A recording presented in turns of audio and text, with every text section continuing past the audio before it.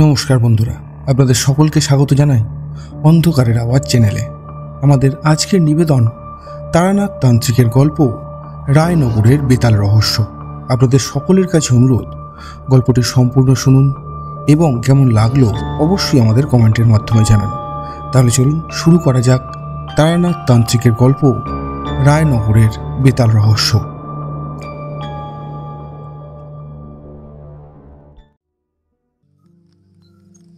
আজ প্রায় অনেকগুলো দিন তারানাথ তান্ত্রিকের বাড়িতে আমরা যাইনি। তাই বেলা একটু পড়তে না পড়তেই অবসর সময়কে সঠিকভাবে কাজে লাগাতে মনটা কেমন যেন আনচান আনচান করে উঠল। আকাশের অবস্থা বেশ শোচনীয়। এখনো বৃষ্টি নামেনি, তবে শীঘ্রই হয়তো নামবে। যুবতী মেয়ের ঘন কেশরাশির মতো কুচকুচে কালো আকাশের এই প্রান্ত থেকে ও প্রান্তে সাদা সাদা কয়েকটা বক উড়ে যাচ্ছে মাঝে মধ্যেই। বিদ্যুতের সাদাটে উজ্জ্বল ছটা চাবুকের ফলার মতো নেমে আসছে ধরিত্রীর বুকে। যেমন ভাবা তেমনি কাজ। বেশি সময় অপচয় না করে আমি আর কিশোরী মিলে ছাতা বগল দাবা করে মঠ লেনের উদ্দেশ্যে যাত্রা করলাম। যাওয়ার পথে পাঁচ মাতার মোড় থেকে কিনে নিলাম ঠাকুর মশাইয়ের জন্য পাসিং শো। পাসিং শো ছাড়া গল্পের আসর জমানো প্রায় অসম্ভব ব্যাপার। কিশোরী পথের ধারের একটা তেলে ভাজার দোকান থেকে কিছু ফুলুরি কিনে নিল, মুড়ি মাখতে কাজে লাগবে। অনেকটা পথ চুপচাপ হাঁটার পর কিশোরী এবার মুখ খুলল। আচ্ছা ভাইয়া, মাঝের বেশ কয়েকটা দিন আমরা ঠাকুর মশাইয়ের বাড়ির দিকে যাইনি, কি বলো? হ্যাঁ, তার বলতে। কিশোরী, তাড়াতাড়ি পা চালিয়ে চলো হে, নাহলে এই বৃষ্টির জলে পুরোপুরি ভিজে যেতে হবে এমন দিন সন্ধ্যাবেলায়। চলো চলো। আর কথা না বাড়িয়ে দ্রুত হাঁটতে লাগলাম আমরা। তারানাথ তান্ত্রিকের বাড়ির দরজায় সামান্য টোকা মারতেই দরজা খুলে দিল তারানাথ তান্ত্রিকের মেয়ে চারি। চারি বরাবরের মতোই সদানন্দময়ী হাসি হেসে বলল, আরে কাকা বাবু যে, আসুন আসুন, ভেতরে আসুন, বাইরে কেন? বাবা মশাই, দেখে যান কারা এসেছে আপনার সঙ্গে দেখা করতে। উঁচু গলায় কথাগুলো বলল চারি বাড়ির ভেতরের দিকে তাকিয়ে। চারির কথার উত্তর হিসেবে এবার তারানাথ তান্ত্রিকের ভারী গলার আওয়াজ ভেসে এলো। কি হলো রে মা, বাইরে এত শোরগোল কেন? কারা এসেছে? ওই দুই মহাপুরুষ ছাড়া কারাই বার আসতে পারে এই গরিব ব্রাহ্মণের গৃহে? তারানাথ তান্ত্রিক গৃহ থেকে বেরিয়ে এলে আমরা তাকে প্রণাম করে দাওয়ায় উঠে বসলাম। কিশোরী খ্যাক খ্যাক করে কিছুটা হেসে বলল, ঠাকুর মশাই, অনেকদিন আসা হয়নি আপনার বাড়ি, ফলত কোনো কাহিনী শোনানোর আবদারও করা হয়নি। আজ তাই আপনাকে একটা ভয়ের গল্প শোনাতেই হবে। আপনার অতীত জীবনে ঘটা এমন একখানি ঘটনার কথা বলুন, যা শুনে আমাদের গায়ের লোম যেন দাঁড়িয়ে যেতে বাধ্য হয়। আমি পাসিং শোর প্যাকেটটা বাড়িয়ে দিলাম তার দিকে। দেখলাম তারানাথ তান্ত্রিকের ঠোঁটে সামান্য হাসির রেখা ফুটেই তা আবার মিলিয়ে গেল। পরিবর্তে তার মুখ হয়ে উঠল সম্পূর্ণ গম্ভীর। আমি বুঝলাম কিশোরী ঠিক যেমন গল্পের অনুরোধ করেছে, ঠাকুর মশাইয়ের ঠিক তেমনই জমজমাট লোমহর্ষক কোনো কাহিনীর কথা হয়তো মনে পড়ে গেছে। তিনি এবার বললেন, বেশ, আজ তবে তোমাদের সেরকমই এক ঘটনার কথা বলবো। তবে তার আগে একটু চা পান করা যাক। চারিমা, মা চারি, যা তো একটু চা করে নিয়ে আয় তো, আর সাথে কিছু মুড়িও আনিস, কেমন? চারি রান্নাঘরের দিকে পা বাড়াতেই আমি কিশোরীকে বলে তার হাতে ফুলুরির ঠোঙাখানা তুলে দিলাম। কিছু সময়ের মধ্যেই গরম গরম চা আর তেল চুপচুপে মুড়ি মাখা নিয়ে চারি চলে এলো। ফুলুরি সহযোগে মুড়ি খেতে খেতে আমরা তাকিয়ে রইলাম তারানাথের দিকে। তারানাথ চায়ের পেয়ালায় একটা লম্বা চুমুক দিয়ে বলল,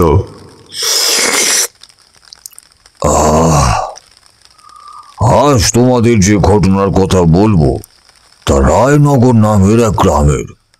এর পূর্বে কখনো রায়নগর নামের কোনো গ্রামের কথা শুনেছো তোমরা? আমি সৌজন্যমূলক হাসি হেসে উত্তর দিলাম, আগে ঠাকুর মশাই, সেখানকার কালী পুজো নাকি খুব বিখ্যাত। দূর দূরান্ত থেকে অগণিত মানুষ যায় নাকি সেই কালী পুজো দেখতে। তবে আমাদের স্বচক্ষে তা দেখার সৌভাগ্য আজ অব্দি হয়নি।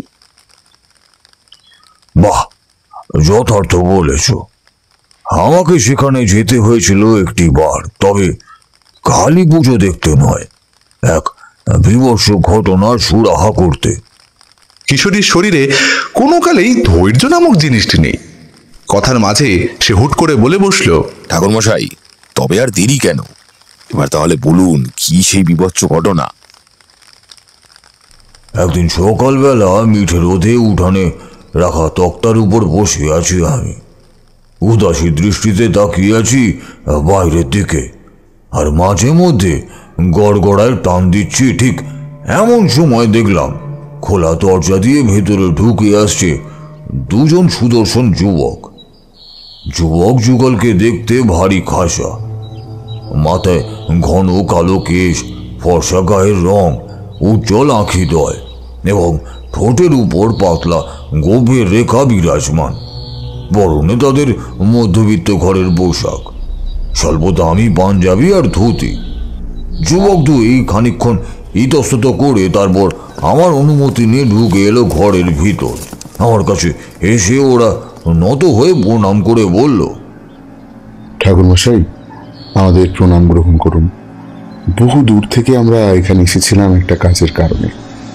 সময়ের আগেই সেই কাজ মিটে যাওয়ায় মনটা কেমন যেন করে উঠল আপনার সাথে দেখা করার জন্য। এর আগেও আপনার বাসায় আমি এসেছি দু একবার। আমি আমার বন্ধুকে তা বলতেই সেও দেখলাম এক বাক্যে রাজি হয়ে গেল। সে ভালো করেছো। তা কি নাম হে তোমাদের?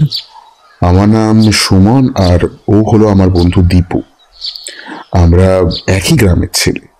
আমাদের বাড়ি রায়নগরে। সুমন আর তার বন্ধু দীপুকে বসতে বলে আমি এক দৃষ্টিতে তাকিয়ে থাকলাম ওদের ললাটের দিকে। একটা অদ্ভুত বিষয় লক্ষ্য করলাম ছেলে দুটোর কপালে। কিসের যেন একটা ইঙ্গিত দেখতে পাচ্ছি।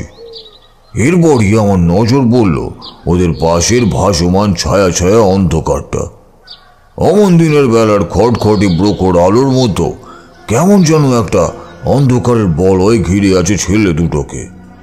বিষয়টা আসলে কি ঘটছে তা জানার জন্য কাল ভৈরবকে স্মরণ করে আমি দু চোখের পাতা বন্ধ করলাম। ছেলে দুটো ততক্ষণে ফেল ফেলে চোখে অবাক হয়ে তাকিয়ে আছে আমার দিকে। তারানাথের কথা শেষ হওয়া মাত্রই কিশোরী টান টান উত্তেজনার সাথে বলল, তারপর তারপর ঠাকুরমশাই, কি দেখলেন আপনি? ছেলে দুটোর কি কোনো আসন্ন বিপদের হদিশ পেলেন? না হে কিশোরী, ছেলে দুটোর কোনো বিপদের পূর্বাভাস আমি টের পেলাম না।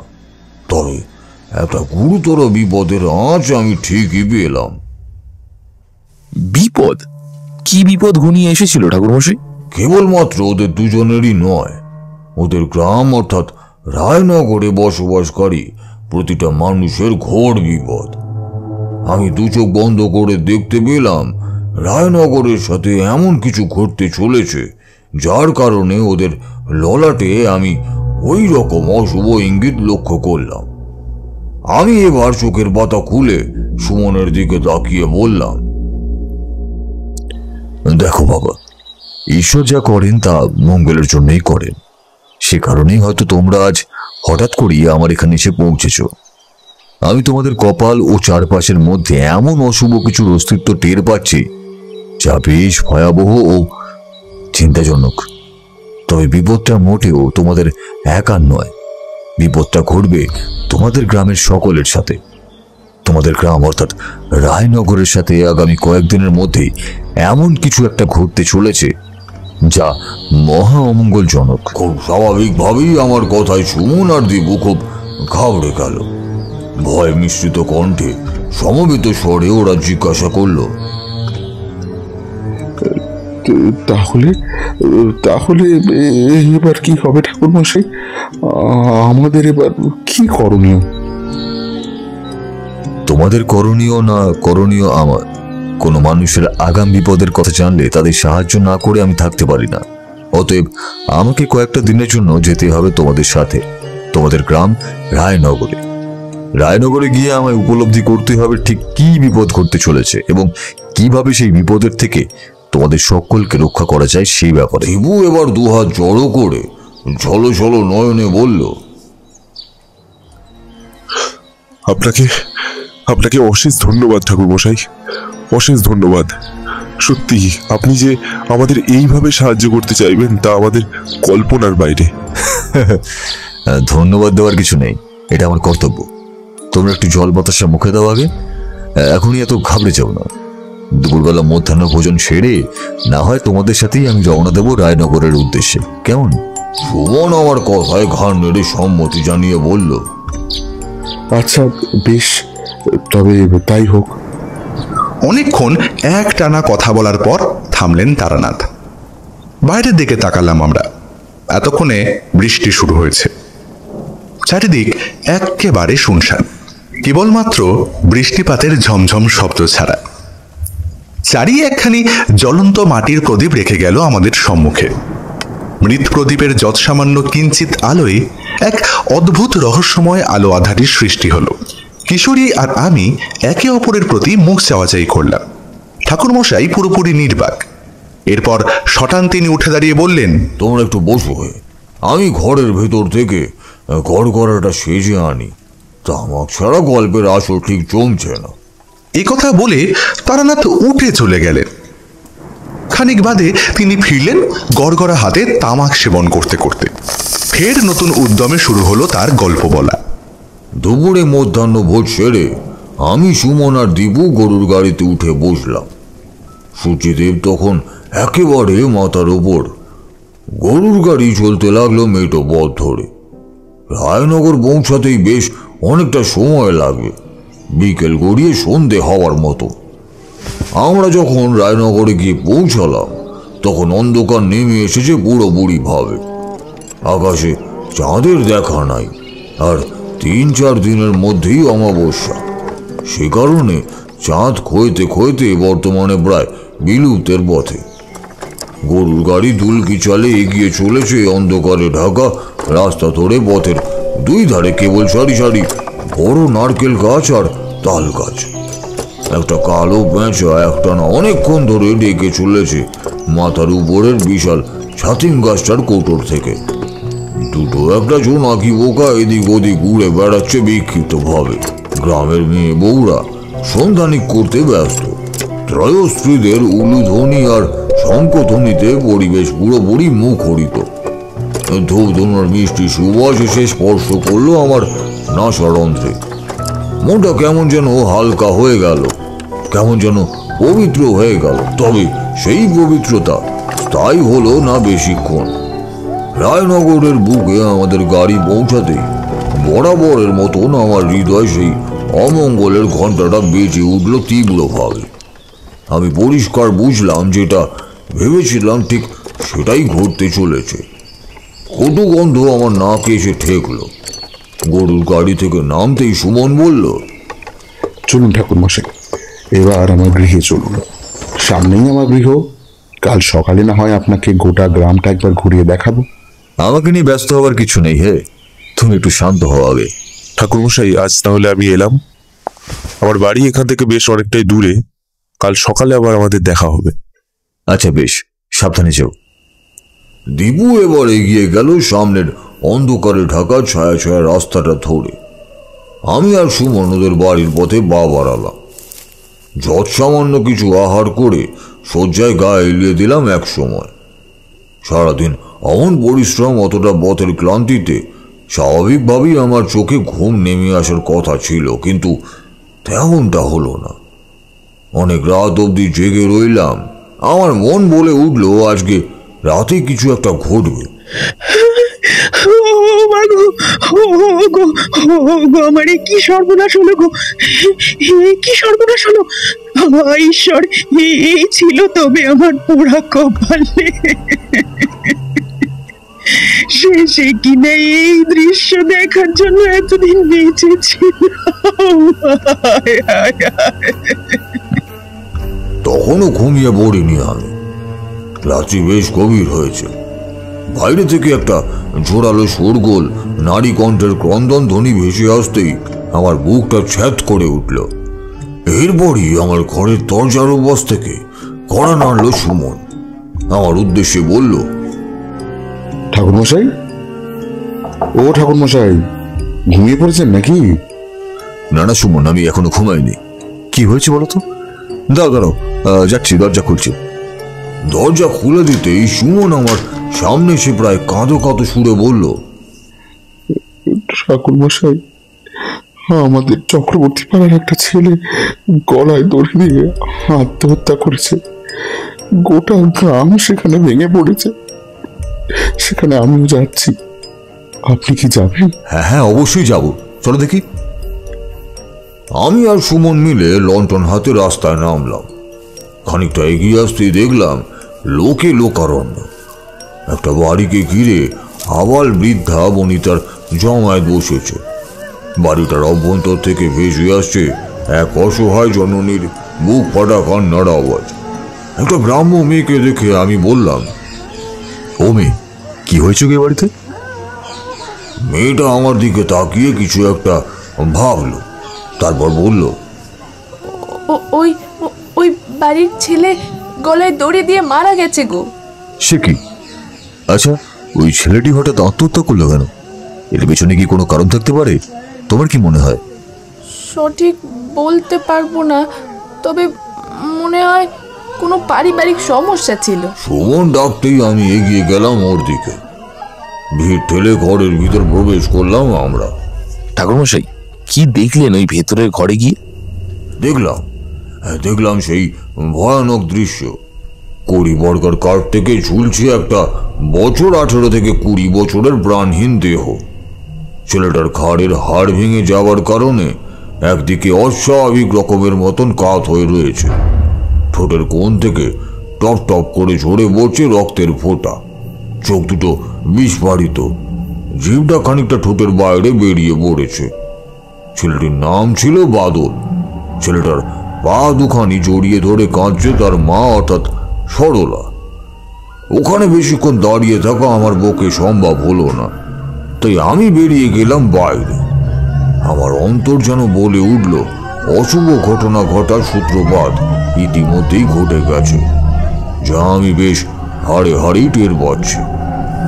আসার সময় কেবল কর্ণগোচর হলো বাদলের মা সরলার বুক ফাটা হাহাকার। ওগো ওগো, আমার কি সর্বনাশ হয়ে গেল গো! আমার যে একটাই মোটে 7 রাজার ধন মালিক ছিল গো, বাদল। ও বাদল বাবা, তুই কি করলি রে? তোর কি সমস্যা হচ্ছিল? কেন আমায় খুলে বললি না বাবা? এইরকম সিদ্ধান্ত নিতে গেলে কি কারণে? একবারও কি তোর মায়ের কথা মনে পড়লো না? রাতে আর দু চোখের পাতা এক করতে পারলাম না, ঘুম এলো না। অবশ্য যা লোমহর্ষক দৃশ্য দেখে এসেছি তাতে মন অশান্ত থাকাটাই স্বাভাবিক, আর অশান্ত মন হলে ঘুম আসবে কিভাবে? সারা রাত উসকুস করেই কাটিয়ে দিলাম। সকালে ভোরের আলো ফুটতেই রায়নগরে সকলে মিলে বাদলকে নিয়ে গেল মহাশ্মশানে। ব্রাহ্মণ বাড়ির সন্তান হওয়ার কারণে অন্তিম যাত্রার অনেক নিয়ম কানুন রীতিনীতি অক্ষরে অক্ষরে পালন করা হলো। তার যাবতীয় অন্ত্যেষ্টি ক্রিয়া সমাপ্ত হলো বেলার দিকে। সকালবেলার প্রাতক্রিয়া সেরে অল্প কিছু খাবার খাওয়ার পর আমি সুমনকে কাছে ডেকে বললাম, বাবা সুমন, আমি একবার এই রায়নগরের প্রতিটা কোণ, প্রতিটি প্রান্ত ভালোভাবে ঘুরে দেখতে চাই, তাই একবার বের হচ্ছি, কেমন? আমার যদি ফিরতে দেরি হয় তাহলে অযথা আমাকে নিয়ে চিন্তা করো না। আমার কাজ হয়ে গেলে আমি ঠিক চলে আসবো। আচ্ছা বেশ ঠাকুরমশাই, সাবধানে যাবেন। তারপর ঠাকুরমশাই, তারপর কি হলো? আপনি তাহলে গোটা গ্রাম ঘুরে দেখতে লাগলেন? কাল ভৈরব দেবীকে স্মরণ করে আমি রাস্তায় নামলাম। আমার মন হাজারবার বলে উঠল, বিপদ আসন্ন। কোন মারাত্মক বিপদের কালান্তক করাল গ্রাস নেমে আসতে চলেছে রায়নগরের বুকে। কালী মন্দির, বেলার পাড়, ঝুমকোলতার হাট ঘুরে বড়ি শেষে এবার এলাম রায়নগর মহাশ্মশানে। শ্মশানে চিতার কাঠ তখনও দাউ দাউ করে জ্বলছে। ছেলেটার মরা মুখটার কথা মনে পড়ে যেতেই ভার হয়ে উঠল হৃদয়। একটা বিকট চামড়া বুড়ে দুর্গন্ধ ঢাকার জন্য বারে বারে মুঠো মুঠো ধুনো কালু ডোম ছুঁড়ে দিচ্ছিল চিতার লেলিহান শিখার মধ্যে। চেলাকাঠ ফাটার ফটফট শব্দ উঠে আসছিল চিতা থেকে।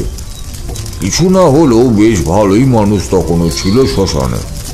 পরিবারের লোকেরা মাটির উপর বসে জ্বলন্ত চিতার দিকে তাকিয়ে হাহুতাশ করছিল আর প্রবলভাবে কান্নাকাটি করছিল। ঘণ্টাখানেক সময় অতিবাহিত হওয়ার পর দাহ কার্য সম্পূর্ণরূপে শেষ হলো। নিবু নিবু চিতা গর্ভে একে একে কলসি করে জল ঢেলে তার ভিতর থেকে আগুন নেভাতে লাগলো। সাদা ধোঁয়ায় ভরে গেল চারপাশ।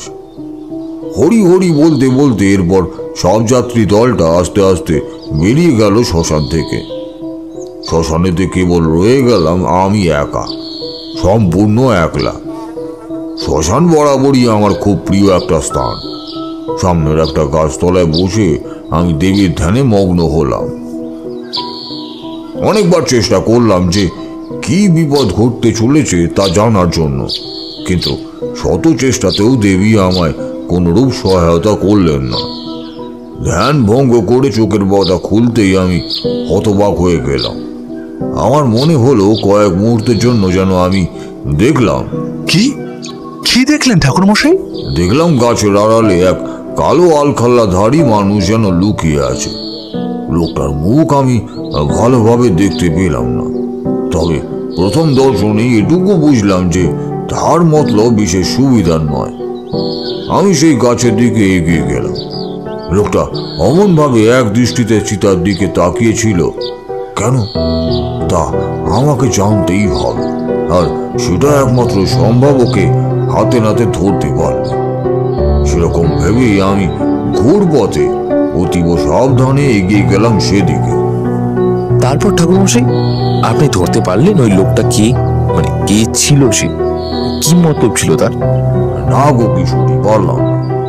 লোকটাকে হাতে নাতে ধরতে আমি পারলাম না। আসলে লোকটা ছিল মহা ধুরন্ধর। আমি যাবার পূর্বেই সে সেই স্থান পরিত্যাগ করেছিল, তবে তার চোখের চাহনি আমি দেখেছিলাম। তার টকটকে লাল চোখের মধ্যে এমন কিছু একটা ছিল যার কারণে আমার মতন ব্যক্তিত্ব অর্থাৎ স্বয়ং তারানাথ চক্রবর্তীর গায়েও কাঁটা দিতে বাধ্য হয়েছিল। তাহলে ঠাকুরমশাই আপনি জানতে পারলেন না ওই লোকটি কি ছিল বা তার মতলবই বা কি ছিল? পেরেছিলাম, তবে তখনই নয়, বেশ অনেকটা পরে। সারাটা দিন কেটে গেল ওইভাবে। রায়নগরের বুকে মিশে গেল এক জননীর হাহাকার। আকাশে বাতাসে যেন কেবলই বাঘ খেতে লাগলো তার ক্রন্দন ধ্বনি। সারাটা দিন অতিবাহিত হওয়ার পর ঠিক সন্ধ্যা যখন নামলো, তখন এক পাল শৃগাল বিকট চিৎকার করে উঠল মহাশ্মশান লাগোয়া বন্য ঝোপ থেকে। কতগুলো কুকুর রাস্তার এদিক ওদিক থেকে মরা কান্না কেঁদে উঠল। অমন তিন সন্ধ্যাবেলাতেও আকাশের বুকে চক্রাকারে পাক খেতে লাগলো শত শত কাক। তাদের একত্রে গগন কাঁপানো কাকা রবে ভরে উঠল দিক বিদিক। শুভ অশুভ দিক বোঝার ক্ষেত্রে যাদের একবার হাতে খড়ি হয়েছে তারা নির্দ্বিধায় বলে দিতে পারে যে এই সকল লক্ষণ এক মহা অমঙ্গলের আভাস দিচ্ছে। আমার বুক কেঁপে উঠল। আমি বুঝলাম আজ রাতে মারাত্মক কিছু একটা ঘটতে চলেছে। এখন তা শুধু কেবল সময়ের অপেক্ষা। বাঁচাও, বাঁচাও, আমাকে বাঁচাও।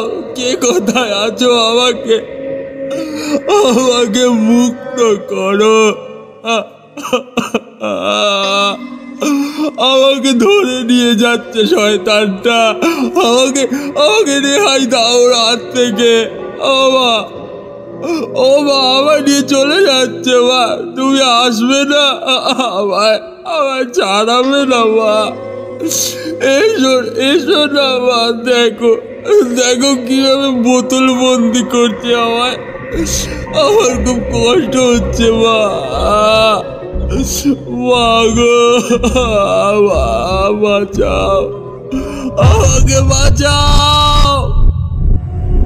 আচমকা ঘুমটা খিচড়ে গেল বাইরে থেকে অনবরত ভেসে আসছে এক যুবকের বিকট ক্রন্দনধ্বনি। না, কান্নার আওয়াজটা ঠিক স্বাভাবিক বলা চলে না, কেমন যেন ঘর ঘরে প্রকৃতি। কান্নার আওয়াজ পেয়ে বিছানা থেকে ধরপড় করে উঠে বসলাম আমি। দেখলাম বাইরে সুমন তার পরিবারের মানুষদের সাথে কিছু কথা বলতেই ব্যস্ত। ব্যাপারটা আসলে কি ঘটছে তা জানার জন্য দরজার আগল খুলে আমি তাওয়ায় বেরিয়ে এলাম। সুমন রীতিমতো ভয়ে ঠকঠক করে কাঁপছে, তার সারা শরীরে ঘামের বন্যা। আমাকে দেখে কিছুটা যেন স্বস্তি পেল। সে বহু কষ্টে কাটা কাটা ভাবে বলল, ঠাকুরমশাই, ঠাকুরমশাই, এদিকে এক সাংঘাতিক বিপদ ঘটে গেছে। বিপদ? কি বিপদ ঘটেছে সুমন? কোন এক কালো জাদুকর নাকি শ্মশান থেকে বাদলের আত্মাকে জোর জবরদস্তি করে তুলে নিয়ে যাচ্ছে কোনো এক অপকাজে ব্যবহার করার জন্য। এই চিৎকারের আওয়াজ হলো সেই বাদলের আত্মার। গোটা গ্রামের মানুষ ভয়ে জড়সড় হয়ে গেছে। সে কি? তাহলে তো মহা সর্বনাশ ঘটেছে। কিন্তু এমনটা ঘটলো কিভাবে? ওদের পরিবারের কারোর তো শ্মশানে 3 দিন 3 রাত পাহারা দেওয়ার কথা। কই ঠাকুরমশাই, কোনো পাহারার ব্যবস্থা তো ছিল না। হায় পরমেশ্বর, এমন ধারা মূর্খামির কাজ কেউ করে? আমাকে এক্ষুনি একবার শ্মশানে যেতে হবে। স্বেচ্ছায় আত্মহত্যা করা কোনো ব্রাহ্মণ সন্তানের আত্মাকে বোতলবন্দি করার অর্থ সেই আত্মার পরিবার সহ সমগ্র তল্লাটের মানুষের চরম ক্ষতি সাধন হওয়া। এই বিপদের কথাই তবে কাল ভৈরব বারে বারে বোঝাতে চেয়েছিলেন আমায়, কিন্তু আমি তা বুঝতে পারিনি। দীর্ঘক্ষণ এক টানা চুপ থাকার পর কিশোরী এবার কৌতূহল বশত একখানি প্রশ্ন করল। আচ্ছা ঠাকুরমশাই, এই বোতলবন্দি বিষয়টা কি তা যদি একটু খোলসা করে বুঝিয়ে বলতেন তাহলে খুবই উপকৃত হতাম। দেখলাম তারানাথ বেশ গম্ভীর চোখে আমাদের দিকে তাকালেন। তারপর নিভু নিভু প্রদীপের শিখা খানিকটা উস্কে দিয়ে ঘর আলোকিত করে তিনি বললেন, বোতলবন্দি বিষয়টা এত খারাপ একটি বিষয় যা তোমাদের বলার নয়। একটি আত্মাকে বোতলের ভেতর তন্ত্রমন্ত্র দ্বারা জোরপূর্বকভাবে বন্দি করা হয় এবং নানান রকম হাজারো আচার অনুষ্ঠানের মাধ্যমে তাকে একটি শয়তান ক্ষতিকারক আত্মায় পরিণত করে নানারূপ কার্য সাধন করা হয়। আচ্ছা ঠাকুরমশাই, বলছি যে কোনো আত্মাকেই কি বোতলবন্দি করে এইভাবে নিজের মনস্কামনা পূর্ণ করতে পারে সেই সাধক? একদমই না। কেবলমাত্র কোনো যুবক ব্রাহ্মণ যে কোনো কারণে আত্মহত্যা করে মারা গেছে সেইরূপ মৃতদেহ সৎকারের পর কিছু বিশেষ লক্ষণ দেখে তিথি নক্ষত্র বিচার করে 3 দিন 3 রাত্রের মধ্যে যে কোনো এক সময় শ্মশানে তাহার চিতার পোড়া চেলাকাঠের সামনে বসে এক বিশিষ্ট গুপ্ত যজ্ঞের মাধ্যমে ওই আত্মাকে বোতলবন্দি করা সম্ভব। তবে এই কাজ করা খুব একটা সহজ নয়, খানিকটা আগুন নিয়ে খেলা করার মতো। আত্মার তুলনায় সাধক যদি কমজোরি হয় কিংবা সঠিক পদ্ধতি না মেনে কোনোবার হোমে আহুতি দেয় তাহলে আত্মাকে বোতলবন্দি করার পরিবর্তে ওই আত্মাই তার ঘাড় মোটকে তাকে মৃত্যুর মুখে ঠেলে দেবে। কিন্তু এই ক্ষেত্রে এই ঘটনা দেখে বোঝা যায় সাধক খুবই শক্তিশালী, কারণ সে বাদলের বিদেহী আত্মাকে সঠিকভাবে বন্দি করতে সক্ষম হয়েছে। আত্মাকে বন্দি করে আগে সাধক তাকে ক্রমশ নিজের বশবর্তী করবে এবং তারপর নিজের মনের মতন করে তাকে পরিচালনা করবে নানারূপ অসামাজিক কাজকর্ম করবার জন্য। আপনি শ্মশানে গিয়ে কি দেখলেন ঠাকুরমশাই? সেই সাধক কি তখনও সেখানে উপস্থিত ছিল? আর কথা না বাড়িয়ে আমি সুমনকে বলে এবার হন্তদন্ত হয়ে বেরিয়ে পড়লাম রাস্তায়। তখনও সেই কান্নার সুর মৃদুভাবে শোনা যাচ্ছে। পরিষ্কার বোঝা যাচ্ছে আত্মাকে বন্দি করে সাধক তাকে তার নিজের ডেরায় নিয়ে চলে যাচ্ছে। আমি আরো দ্রুত পা চালালাম। শুনছান পথঘাট, একটা শিয়াল কুকুরও নেই রাস্তায়।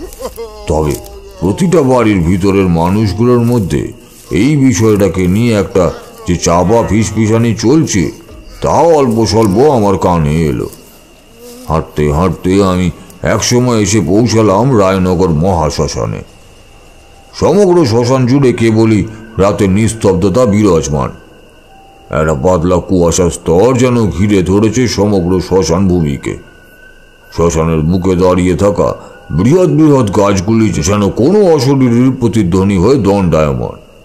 তারা যেন এইমাত্র ভয়ানক কোনো ঘটনার প্রত্যক্ষদর্শী হয়ে ভয়ে চোটে জড়ো হয়ে গেছে। বাদলের চিতাভস্যের কাছে যেতেই আমি থমকে দাঁড়ালাম। সেখানে মাটির মধ্যে নরম ঘাসের উপর পড়ে আছে কিছু হাত পোড়া কালো পালক, একটা কালচে পাথর যার উপর সিঁদুর আর তেল লেপা রয়েছে, কিছু আতর চাল আর কয়েকটা ফুলের ছেঁড়াছেড়ি পাপড়ি। সমগ্র জায়গাটা প্রচুর দুর্গন্ধময় ও ববনুদ্রেককারী। যে জিনিসটা এরপর আমার নজর কাড়ল তা হলো কিছু কাঁচের বোতলের ভাঙা টুকরো। কাচের বোতলের ভাঙা টুকরো? কাচের বোতলের ভাঙা টুকরো পড়েছিল সেখানে? হ্যাঁ গো, তাহলে আর বলছি কি, বেশ অনেকগুলো কাঁচের বোতল ভাঙা পড়েছিল যত্রতত্র। এর থেকে এটাই প্রমাণিত হয় যে সেই সাধক হয়তো অনেক চেষ্টা করার পর বাদলের আত্মাকে বোতল বন্দি করতে সক্ষম হয়েছিল। বন্দি করার আগে সে যতবার চেষ্টা করেছে ততবারই বিফল হয়েছে, কিন্তু সেই শক্তিশালী সাধকের কোনো ক্ষতি করতে পারেনি বাদলের আত্মা। বিষণ্ণ মনে নিরাশ বদনে আমি বাড়ি ফিরে এলাম। পরদিন সকালে প্রথম সূর্যোদয়ের সাথে সাথেই মানুষের জটলা বাঁধল গ্রামের 5 মাথার মোড়ে। রায়নগরে বহু গণ্যমান্য ব্যক্তি সহ জনসাধারণ মানুষ সকলে একত্রিত হয়ে এক আলোচনায় বসল। সকালবেলায় দিবু সুমনের বাড়িতে এসে আমাকেও যেতে বলল সেখানে। গ্রামের মোড়ল নীলরতন বাবু নাকি আমার কথা জানতে পেরে আমায় তলব দিয়েছেন সেখানে। অগত্যা আমাকে তাই একবার যেতেই হলো। তাহলে আর দেরি করে লাভ নেই, চলুন ঠাকুরমশাই, আপনাকে বরং নিয়ে যাই 5 মাথার মোড়ে। হ্যাঁ হ্যাঁ, তাই চলো হে দীপু, দেখি তোমাদের গ্রামের মোড়ল বসে আমার সাথে কি কথা বলতে চান। দীপুর সাথে আমি এবার রায়নগরের 5 মাথার মোড়ে এসে উপস্থিত হলাম। সেখানে অনেক মানুষের সমাগম ঘটেছে, তবে তাদের কেন্দ্রে বসে আছেন রায়নগরের মোড়ল মশাই। আমাকে দেখে 2 হাত জড়ো করে তিনি বললেন, আসুন বাবা ঠাকুর, আসুন। শুনে আমি অত্যন্ত খুশি হয়েছি, কিন্তু কাল রাতের ঘটনা আপনি তো সবই শুনেছেন নিশ্চয়ই। আমাদের গ্রামের এক মৃত যুবকের আত্মাকে বন্দি করে নিয়ে চলে গেছে কোনো এক দুষ্টু সাধক। এবার আমাদের কি করণীয় বাবা? কি করা উচিত, কি অনুচিত তা আমরা সঠিক বুঝে উঠতে পারছি না। সেই কারণেই দীপুর মাধ্যমে আপনাকে তলব দিয়েছিলাম। এই কে রে, কোথায় আছিস রে? বাবা ঠাকুরের জন্য একটু ভালো দেখে তামাক সে জানতো দেখি। মোড়ল মশাইয়ের কথা মুখ থেকে খুঁজতে না খুঁজতেই তটস্থ হয়ে দাঁড়িয়ে থাকা এক ভৃত্য তড়িঘড়ি ছুট দিল কোলকে সাজাতে।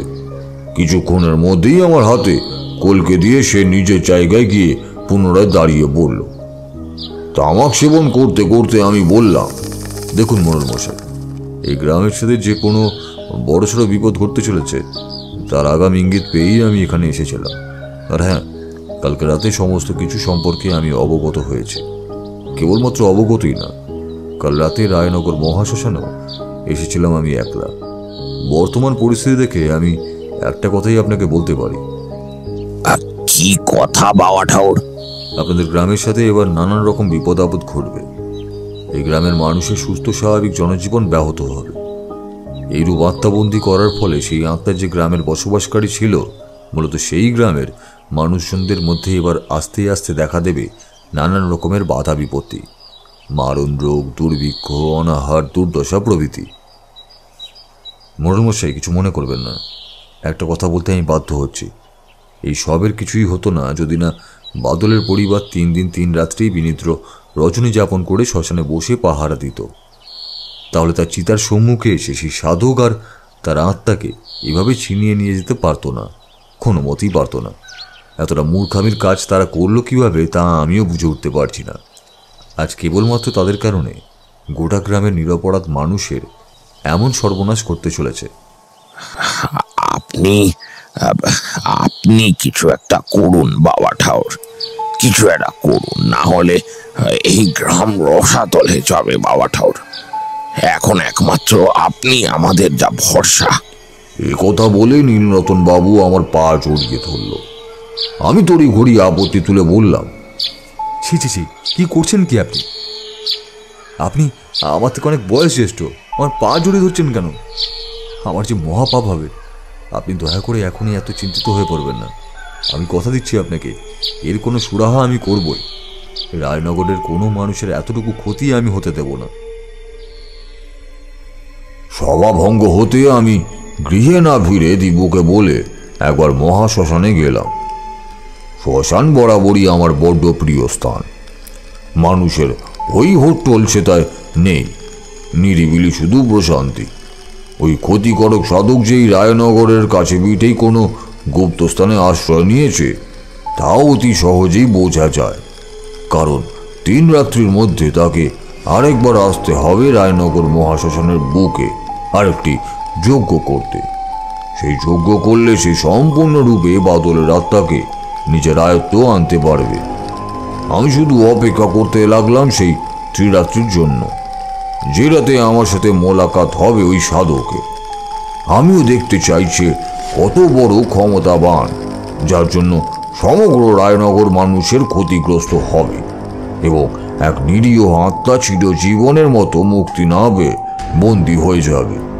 ঠাকুরমশাই, ও ঠাকুরমশাই, উঠুন, দেখুন আপনার সাথে দেখা করতে এসেছে বাদলের মা। বিছানায় শুতে একটু তন্দ্রা মতন লেগে গিয়েছিল, কিন্তু সুমনের কথায় সেই চটকা ভাঙল।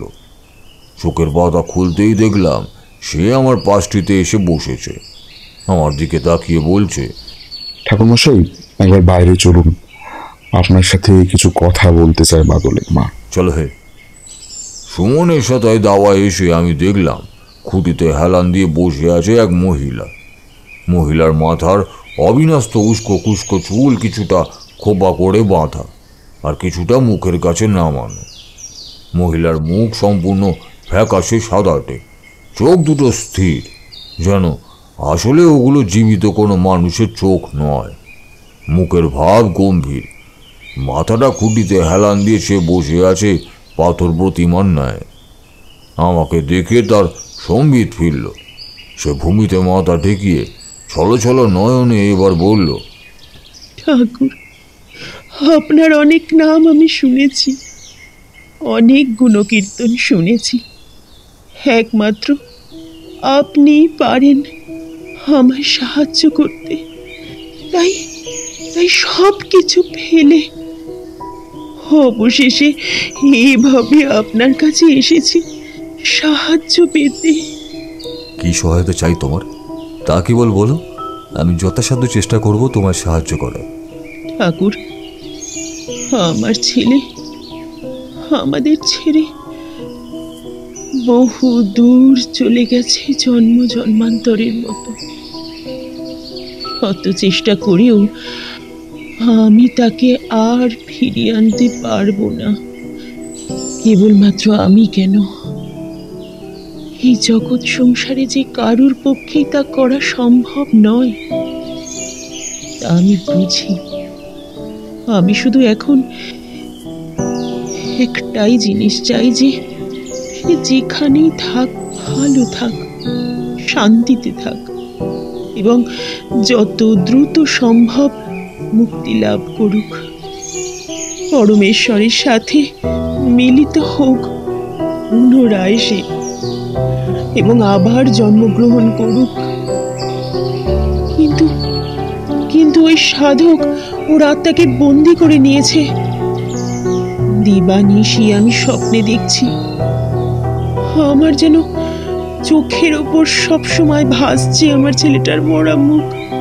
সে কাঁদতে কাঁদতে আমায় ব্যাকুল ভাবে বারে বারে বলছে, মা, মা গো, মা, আমার আমার খুব কষ্ট হচ্ছে এখানে, মা। কেমন দম বন্ধ লাগছে।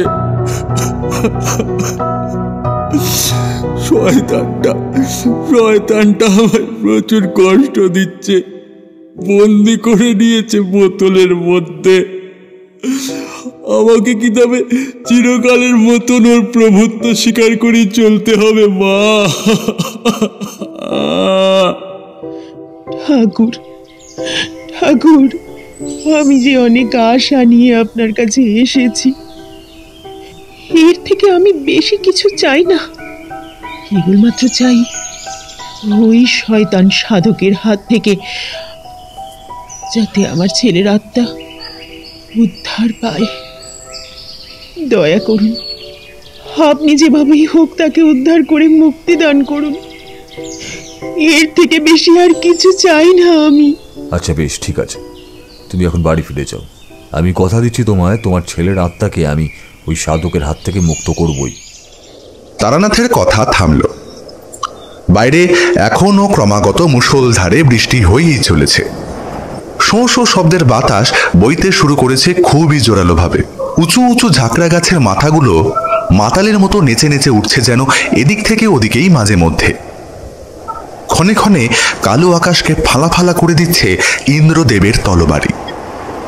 গড়গড়া খান দূরে ঠেলে তারানাথ হাঁক পারল চারির উদ্দেশ্যে। চারিমা, আমাদের জন্য 3 পেয়ালা গরম গরম চা আনতো। ঠান্ডা বেশ জাঁকিয়ে পড়েছে। আসরের মাঝে গরম চা না থাকার কারণে শীত যেন কাবু করে দিচ্ছে ক্রমশ। কিছুক্ষণের মধ্যেই চারি গরম চা আর মুচমুচে তেলে ভাজা রেখে গেল। তেলে ভাজা সহযোগে চা পান করতে করতে কিশোরী বলল, ঘটনাটা বেশ রোমাঞ্চকর, কি বলো ভাইয়া? হ্যাঁ ভাই, তার বলতে ঠাকুর মশাইয়ের কাছে কিন্তু কাহিনীর কোনো অভাব নেই। তিনি তার অতীত জীবনে এত এত বিভীষিকার সম্মুখীন হয়েছেন যে তার ঝুলিতে কেবল রাশি রাশি অফুরন্ত হাড় কাঁপানো ভয়ের কাহিনী রয়েছে। আমার কথায় দেখলাম তারানাথের মুখ উজ্জ্বল হয়ে উঠল, তার ঠোঁটখানি প্রশস্ত হলো। তিনি আবার মনোনিবেশ করলেন তার গল্পে। পরদিন সকাল থেকে একের পর এক দুঃসংবাদ আসতে লাগলো। কেবলমাত্র রায়নগরের মধ্যেই নাকি এক ধরনের অজানা ব্যাধি দেখা দিয়েছে। প্রায় প্রতিটা ঘরের মধ্যে 1-8 জন করে সেই ব্যাধির শিকার। এমনকি সুমনদীপুর পরিবারও কিছু কিছু মানুষ আক্রান্ত হয়েছে সেই রোগে। কোনো কারণ ছাড়াই রাস্তাঘাট জুড়ে ছড়িয়ে ছিটিয়ে পড়ে আছে একাধিক বাঘের মৃতদেহ। বাকিগুলো যেন বিদ্যুৎপৃষ্ট হয়ে মরে শক্ত কাঠ হয়ে গেছে। রাস্তাঘাটের অবলা কুকুর বিড়ালের পাল বসে বসে ঝিমোচ্ছে। তাদের শরীর খারাপ, হরহর করে বমি করে চলেছে কেবল প্রাণীগুলো। গোশালা থেকে বাল বাল গরু মহিষ ছটপট করতে করতে লুটিয়ে পড়েছে মাটির উপর। একটা মারাও গেছে। এইসব কিছুই ঘটছে বাদলের আত্মাকে বন্দি করার কারণে। 3 দিনের মধ্যে তার আত্মাকে মুক্ত করতে না পারলে এমন ধারার বিপদ ঘটতেই থাকবে এবং উত্তরোত্তর তার পরিমাণ বাড়বে। শ্মশান ভূমিতে পরিণত হবে রায়নগর।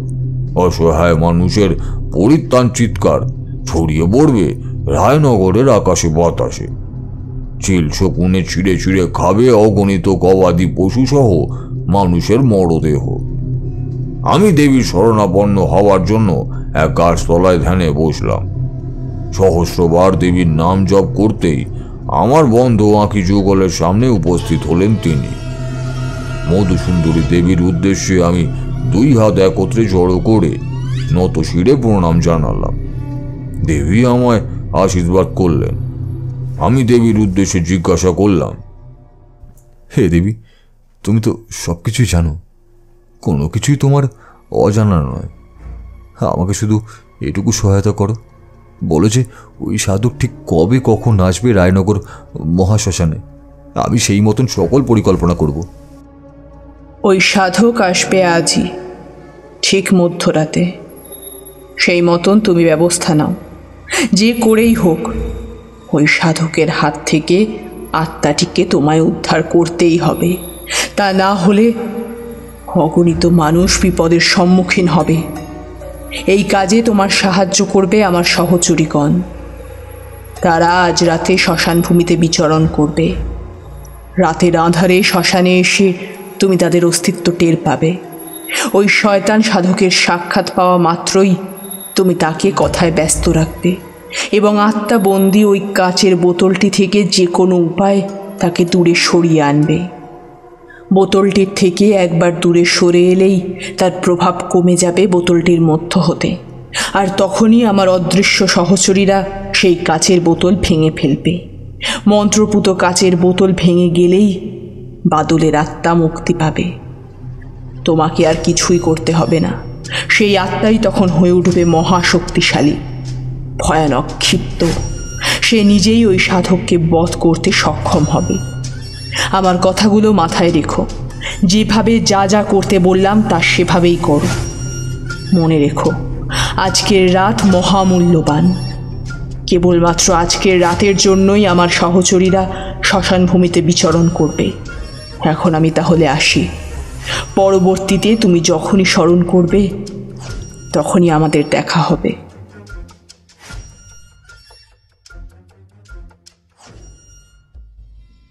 দেবী অদৃশ্য হয়ে যেতেই আমি চোখের বাতা খুললাম। অসংখ্য ধন্যবাদ জানালাম দেবীকে। সত্যি সেবার তিনি আমাকে অনেক সাহায্য করেছিলেন। দ্রুত পায়ে আমি ফিরে এলাম সুমনদের বাড়ি।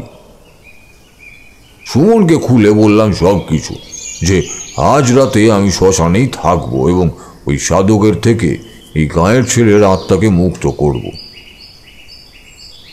আমার হাতে এই একটাই সুযোগ আছে, যেটাকে যেন তেন প্রকারণে কাজে লাগাতেই হবে আমায়, আর তা না পারলে চরম অনর্থ ঘটে যাবে। দেবী এবং তার সহচরীদের ব্যাপারে ছেলেটাকে অত কিছু বললাম না, বেশি বললে সে আবার অবিশ্বাস করতে পারে হয়তো। সন্ধ্যার অন্ধকার নেমে রাত্রি একটু গভীর হতেই এক পশলা বৃষ্টি হয়ে গেল। চারিদিক ঘুটঘুটে অন্ধকার, রাস্তাঘাটে জল জমেছে। কচু বনের ভাগ থেকে ভেসে আসছে ব্যাঙের গর্জন। কোথাও বিন্দুমাত্র আলোর উৎস নেই, যেন ধরিত্রী আজ নিজেকে অপাদমস্তক ঢেকে ফেলেছে কোনো অশুভ কালো পর্দার আড়ালে। রায়নগর মহাশ্মশানের বুকে পা রাখতেই আমার সারা শরীর যেন কেঁপে শিহরণ বয়ে গেল। একটা ভারী মিষ্টি অথচ তীব্র ঝাঁঝালো গন্ধ নাকে এসে ঠেকল।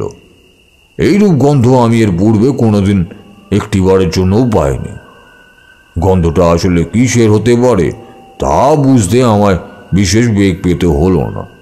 আমি অতি সহজেই ধরে ফেললাম এই গন্ধটা আসলে আসছে দেবীর অদৃশ্য সহচরীদের শরীর হতে। কাল ভৈরবকে করজোড়ে প্রণাম করে আমি কোনো দিকে না তাকিয়ে হনহনিয়ে এগিয়ে গেলাম বাদলের আত্মার দিকে। একটা গাছের গুড়ির আড়ালে চুপটি করে লুকিয়ে অধীর আগ্রহের সাথে প্রহর গুনতে শুরু করলাম, আর অপেক্ষা করতে লাগলাম সেই শয়তান সাধকের আগমনের। আজ আমি মহাশক্তির অধিকারী হব। এভাবেই একদিনে ত্রিভুবনের একজন অন্যতম কালো শক্তির উৎস হয়ে উঠব আমি আমি আমি আমার সাধক জীবন তখন ধন্য হবে। সকলে আমার নামে ভয়ে থরথর করে কাঁপবে। একবার এই ব্রহ্মণাত্মাটিকে নিজের আয়ত্তে আনতে পারলেই আর কোনো চিন্তা নেই। আমার যত শত্রু আছে তাদের বিনাশ ঘটাবো সবার আগে। তারপর যা মন চায় তাই করতে পারবো এই আত্মার দ্বারা। কথাগুলো কানে আসতেই গাছের গুড়ির আড়াল থেকে সামান্য কিছুটা মুখ বার করলাম আমি, আর তাতেই যা দেখলাম তাতে আমি পুরোপুরি হতবাক হয়ে পড়লাম। কি দেখলেন আপনি?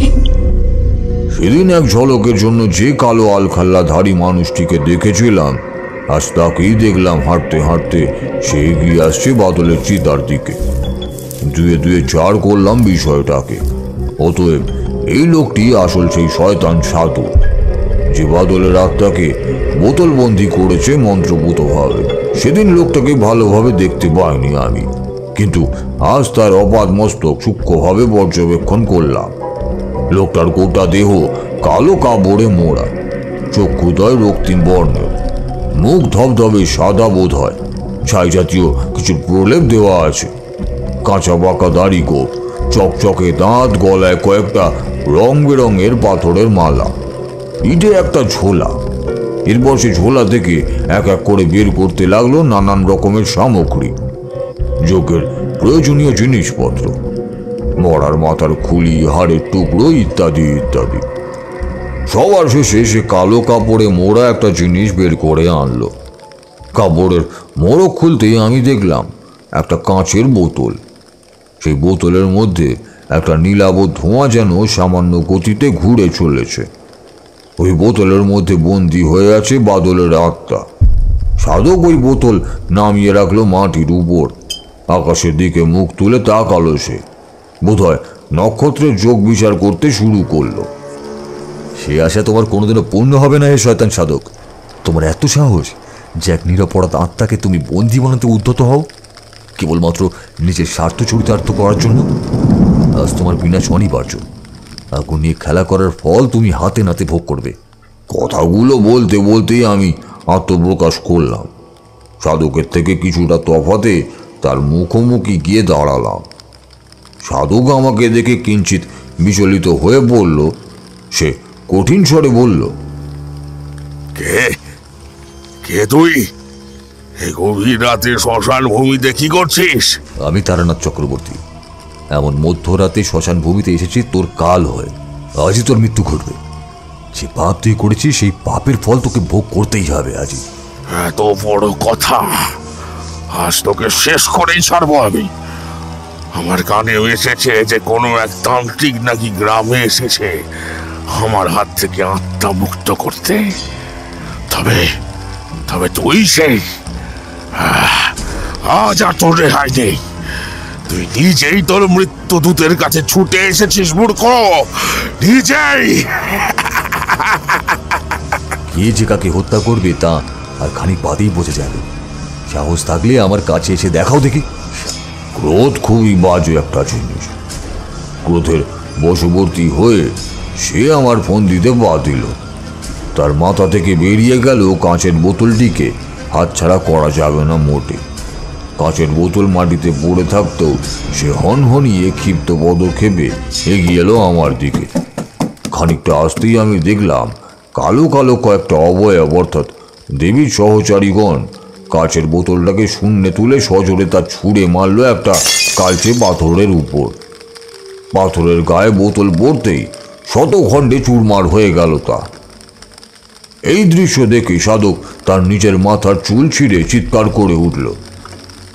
বোতলের ভেতর থেকে এবার সেই ধোঁয়া ভুরভুর করে বেরিয়ে এলো বাইরে। এক বায়বীয় যুবকের আকার নিল এবার। আমি আনন্দে হাসতে হাসতে বললাম, ইস, কত বড় বোকামি করে ফেলি রাগের মাথায়। আমি ঠিক এমনটাই চেয়েছিলাম। কথায় কথায় তোকে ক্রোধান্বিত করে আমি আমার কাছে টেনে আনবো। একবার বোতল থেকে কাজ ছেঁড়া করাতে পারলেই ওটা দেবী সহচারীগঞ্জে ভেঙে ফেলতে পারবে তা আমি বিলক্ষণ জানতাম। বল দেখি আজকে কে মারা যাবে বলে তোর কি মনে হচ্ছে? হ্যাঁ, এখন ওই দিকে দেখ, বোতলের আত্মা মুক্তি পেয়েছে বোতলবন্দি দশা থেকে। সে এখন ভয়ানক চটে আছে তোর প্রতি। বিশাল দৈত্য সমদেহ ধারণ করেছে সে। আজ তোর মরণ কেউ ঠেকাতে পারবে না, স্বয়ং ঈশ্বরও না। ঘরের গতি বেগে এবার কিছুটা ছুটে এলো বাদলের বিশাল দেহী আত্মা। সাধকের মাথা ধরে বুতুলের মতন ঘাড় মোটকে অপরদিকে ঘুরিয়ে দিতে এতটুকুও সময় লাগলো না তার। সঙ্গে সঙ্গে মুখ দিয়ে গলগল করে রক্ত উঠে সাধক মারা গেল। সাধকের দেহটা পড়ে রইল মাটির মধ্যে। আমি মনে মনে পরমেশ্বরের কাছে প্রার্থনা করলাম এই আত্মাটির মুক্তি লাভের জন্য। চোখের পাতা খুলতেই দেখলাম ঈশ্বর আমার ডাকে সাড়া দিয়েছেন। বাদলের আত্মা মুক্তি পেতে শুরু করেছে। মিলিয়ে যাচ্ছে একটু একটু করে রাতের ঘন অন্ধকারে। অন্ধকার আকাশের বুকে একটা চকচকে নক্ষত্র জলজল করে উঠল আচমকা। ভোরের আলো ফোটা মাত্রই সুমন দীপু সহ গোটা গ্রামের সকলে এসে উপস্থিত হলো মহাশ্মশানে। সাধকের মৃতদেহ সৎকারের সব দায়িত্ব তাদের হাতে তুলে দিলাম আমি, এবং তাদের আশ্বস্ত করলাম আর কোনো ভয় নেই এটা বলে। রোগ যাদের যাদের মধ্যে ছড়িয়ে পড়েছে তারা সামান্য সেবা শুশ্রূষায় আপনা আপনি সুস্থ হয়ে উঠবে কিছুদিনের মধ্যেই। আর বাদলের আত্মা মুক্তি পেয়ে গেছে আজীবনের মতন। সে এখন পুরোপুরিভাবে ঈশ্বরের সাথে মিশে গেছে। আমার এই কথা শুনে বাদলের মায়ের চোখের কোণ থেকে জল গড়িয়ে পড়ল। ছেলে কষ্টকর দশা থেকে মুক্তি পেয়েছে এই কথা শুনে তার ঠোঁটে এক হাসি রেখা ফুটে উঠল। একটা দিন রায়নগরের থেকে মোড়ল মশাইয়ের আতিথেয়তা গ্রহণ করে সুমন আর দীপুকে বিদায় জানিয়ে আমি রওনা দিলাম নিজের বাসস্থানের উদ্দেশ্যে। তোমরা তো জানোই, কাজ মিটে গেলে আমি বেশিক্ষণ আর সেটায় থাকি না। আমার মোটেও ভালো লাগে না এক জায়গায় আটকা পড়ে থাকতে, তাই দুগ্গা দুগ্গা বলে রওনা দিলাম। বাহ, আজকের কাহিনীটা সত্যিই কিন্তু বেশ ভালো ছিল। যেমন ভয়ের তেমনই শিক্ষার। এই গল্প থেকে আমরা এটাই শিক্ষা পাই যে যেমন কর্ম করবে তেমনই ফল তোমায় ভোগ করতে হবে। সত্যি ঠাকুরমশাই, আপনার প্রশংসা করতেই হয়। কি বলো হয় কিশোরী?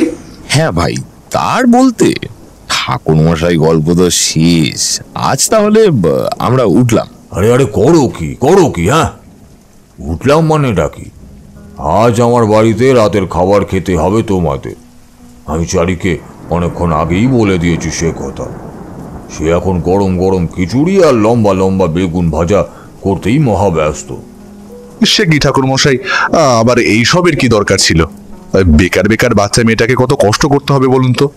আমার কথা থামতে না থামতেই কিশোরী নির্লজ্জের মতো হাসতে হাসতে বলল, আহা, গোটা বিষয়টা পুরোপুরি জমে যাবে। গরম খিচুড়ি, তার সাথে আবার বেগুন ভাজা। আপনাকে যে কি বলে ধন্যবাদ জানাবো ঠাকুরমশাই। আজকে রাতে তবে আপনার ঘরেই ভুড়িভোজ করে তারপর না হয় বাড়ি ফিরবো। রান্নাশালার ভেতর থেকে চারি এবার আমাদেরকে ডাকলো। কই কাকা বাবুরা, আসুন, খিচুড়ি প্রস্তুত হয়ে গেছে। আপনাদের জন্য কলা পাতার উপরে তা বেড়ে দিচ্ছি। বাবা মশাই, আপনিও চলে আসুন, একসঙ্গে বসে পড়বেন কাকা বাবুদের সঙ্গে। ওই দেখো হে কিশোরী, মেয়ে আমার সাক্ষাৎ মা অন্নপূর্ণা, বুঝলে হে, মা অন্নপূর্ণা।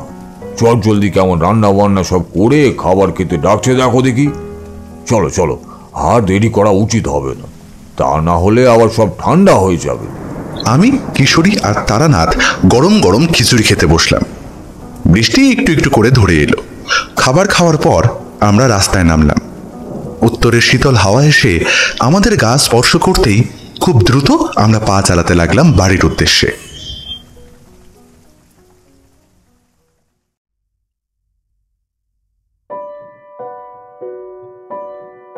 শুনছিলেন তারানাথ তান্ত্রিকের গল্প রায়নগরের বেতাল রহস্য। গল্পটি কেমন লাগলো অবশ্যই আমাদের কমেন্টের মাধ্যমে জানান, এবং যদি ভালো লেগে থাকে তাহলে একটি লাইক করবেন, এবং এরকম আরও গল্প শুনতে সাবস্ক্রাইব করতে পারেন অন্ধকারের আওয়াজ। দেখা হবে পরবর্তী একটি ভিডিওতে। ততক্ষণের জন্য সবাই ভালো থাকুন, সুস্থ থাকুন। সকলকে অসংখ্য ধন্যবাদ।